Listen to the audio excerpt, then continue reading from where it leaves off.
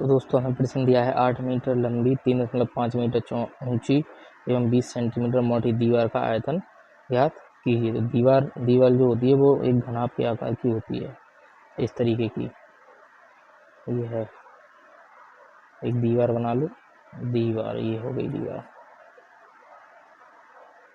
ये हमें दीवार दी हुई है एक, और दीवार 8 मीटर लंबी, यानी ऐसे में मान लो ये लंबाई है, ये 8 मीटर लंबी और 3.5 मीटर ऊंची, 3.5 मीटर ऊंची, ये ऊंचाई हो गई 3.5 मीटर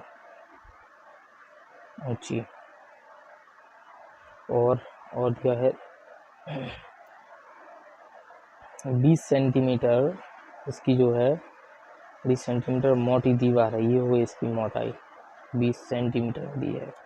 तो ये मीटर में है, ये मीटर में है, ये लेकिन सेंटीमीटर में है। इन तीनों के मात्रक पहले समान बनाने पड़ेंगे, यानी मीटर ही मीटर में बनाना पड़ेगा। तो हमें दिया क्या क्या है, दीवार की लंबाई, दीवार की जो लंबाई दी है वो है 8 मीटर, ठीक।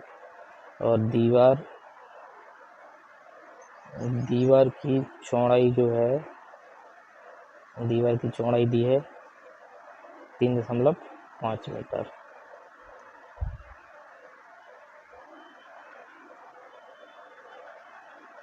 और दीवार की मोटाई, दीवार की मोटाई,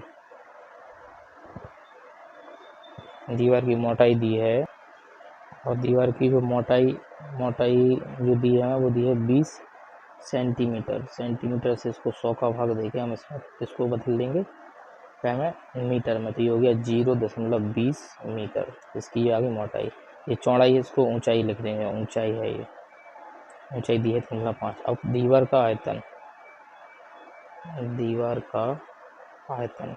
दीवार का आयतन या घनाभ का आयतन समान ही होता है। तो दीवार का आयतन होता है लंबाई गुणे ऊंचाई गुणे मोटाई।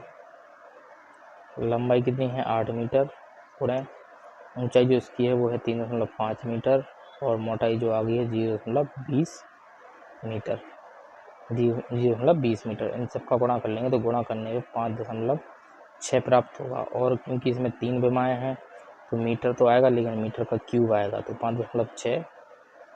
5.6 इसका आयतन आ गया मीटर में, ये आ गया दीवार का आयतन। चलिए अब अगला प्रश्न देखते हैं कौन सा है। तो इस प्रश्न में हमें दिया है, यदि समुच्चय A बराबर 2, 12, समुच्चय A बराबर 8, 12, 15, 16 और B बराबर 8, 15, 17, 20 है, तो समुच्चय A यूनियन B तथा A इंटरसेक्शन B ज्ञात कीजिए। ये चिन्ह है ये वाला, इसको यूनियन बोलते हैं, यूनियन, और इसको बोलते हैं इंटरसेक्शन।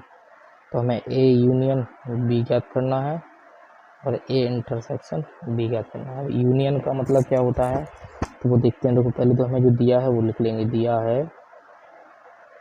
है A बराबर, A समुच्चय दिया है 8, 12, 15, 16 और B समुच्चय जो दिया है वो है 8, 15, 17, 20। A यूनियन B का मतलब जो होता है जो दोनों में अवयव हैं, A में भी हैं और B में भी हैं, और जो उभयनिष्ठ है यानी कॉमन है उनको केवल एक ही बार लिखना है, और जो इनमें है उसको लिखना है। जैसे ये 8 इसमें है, 8 में तो 8 लिख देंगे। 12 इसमें है, इसमें नहीं है लेकिन लिखना पड़ेगा। सभी अवयव यानी इन दोनों के अवयव एक भी अवयव छूटने नहीं चाहिए, सब अवयव हमें A यूनियन B में मिलते हैं। तो 8 हो गया, 11 हो गया, 15 हो गया, 16 हो गया। अब इसमें देखो 8 मिल ही रहा, 15 मिल ही गया, 17 नहीं मिला तो 17 भी लिख देंगे, 20 इसमें नहीं है, इसमें है तो लिखना पड़ेगा। तो यूनियन का मतलब जो A में भी है और B में भी है, दोनों को लिख के एक समुच्चय बना दिया जाता है। एक भी अवयव छूटने नहीं चाहिए, और अवयव जो है उनकी पुनरावृत्ति बार बार नहीं लिखना है। 8 दोनों में था लेकिन एक बार लिख दिया, 12 इसमें था, इसमें नहीं था लेकिन लिख दिया, 15 इसमें भी था, इसमें भी था, एक ही बार लिख दिया, 16 इसमें था लिख दिया, 17 इसमें था, ये भी है, और 20 तो दोनों के अवयव भी आ गए हैं और अवयवों की पुनरावृत्ति भी नहीं हुई है। तो इंटरसेक्शन में क्या होता है, A इंटरसेक्शन B में, इंटरसेक्शन में जो अवयव दोनों में उभयनिष्ठ हो वो अवयव लिखते हैं। जैसे 8 इसमें है, 8 इसमें है तो 8 आ जाएगा। और क्या मिल रहा है, 12 इसमें है, इसमें नहीं है तो नहीं लिखेंगे, 15 इसमें भी है, 15 इसमें भी, तो 15 आ जाएगा। और 16 इसमें है, इसमें नहीं है, नहीं लिखेंगे। 17 इसमें है, इसमें नहीं है, तो भी नहीं लिखेंगे। और 20 इसमें है, इसमें नहीं है, तो नहीं लिखेंगे। तो इंटरसेक्शन का मतलब जो दोनों में उभयनिष्ठ हो उनको लिखते हैं, और यूनियन का मतलब जो दोनों में है उनको लिखते हैं। बार और अवयव की पुनरावृत्ति नहीं करना। तो ये यूनियन हो गया, ये इंटरसेक्शन हो गया। इस तरीके से समुच्चय वाले प्रश्नों को हल करना है। अगला जो प्रश्न है जो डीएलएड की परीक्षा में काफ़ी बार पूछा गया है और पूछा जाता है, जैसे वाहक चेक किसे कहते हैं।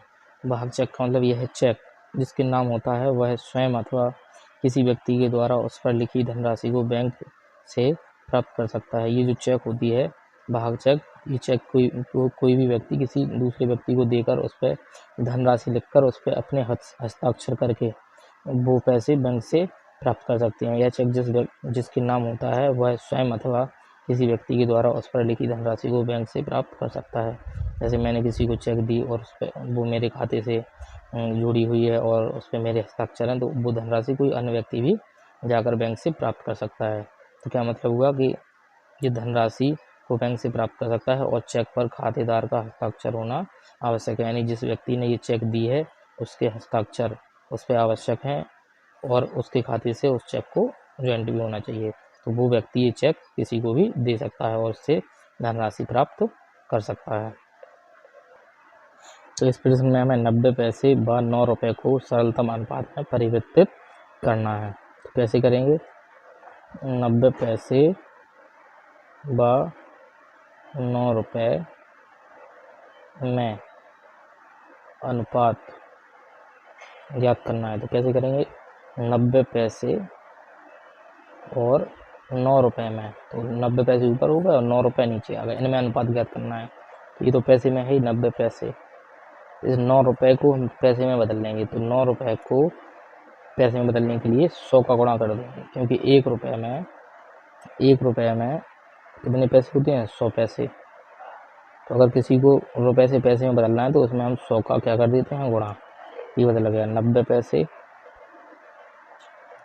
बटे 900 पैसे। एक जीरो से एक जीरो कट गया तो बचा 9 बटे 90। 9 ही कम 9 और 9 दशमलव 90, तो इनका अनुपात आ गया 1:10।